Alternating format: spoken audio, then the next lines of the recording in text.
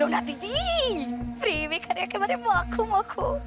না না না না না না, তুমি কোনো টেনশন নিও না, তুমি যেভাবে বলেছো আমি একেবারে চোখ দিয়ে বসে আছি ওদের উপরে। হ্যাঁ, খেয়ে দিয়ে কোনো কাজ নেই তো এইসবই করো সারাদিন। এই এই এদিকে ফেরো। তুমি জানো তোমার ভাই কি গদগদ প্রেম করছে?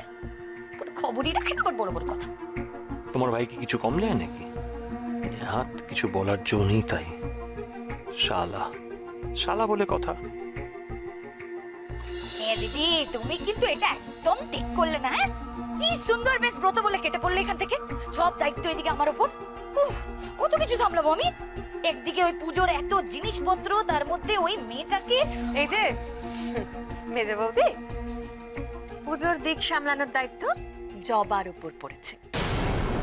যাক বাবা, বাঁচা গেছে।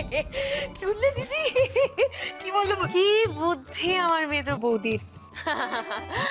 বলছি মেজ বৌদি, পুজোর দিক সামলানোর দায়িত্ব যদি জবার উপর পড়ে সেটা কি খুব ভালো হবে? মানে মা বাবার কাছে জবা আর একটু ভালো হয়ে যাবে, বাবার টাকার উপর জবা ভাগ বসাবে, খুব ভালো হবে না? সেটা ভীষণ ভালো হবে, বলো? তো সহি বল রही हो। দাঁড়াও দাঁড়াও, দিদিকে জানে। দিদি শুনেছো কি বলছে ময়ূরী? ও বলছে ফোনটা দাও, আমাকে দাও, আমাকে দাও, দাও।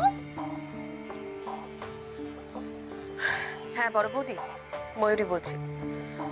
হ্যাঁ, পুজোর সব দায়িত্ব জবা নিয়ে নিয়েছে। দেখো, জবাকে যেভাবেই হোক আমাদের শায়েস্তা করতে হবে। শোনো, একটা কথা, তুমি একটা প্ল্যান করো তো। হ্যাঁ হ্যাঁ, ইমিডিয়েট একটা প্ল্যান করো। আরে বাবা, তুমি এদিকের চিন্তা করো না, তোমাকে না জানিয়ে আমরা কোনো কিচ্ছু করব না, ওকে? ঠিক আছে, এখন রাখছি। ধরো। বুঝলে মেজ বৌদি, জবাটা যতটা সরল দেখায় নিজেকে, ততটা সরল ও একেবারে নয়।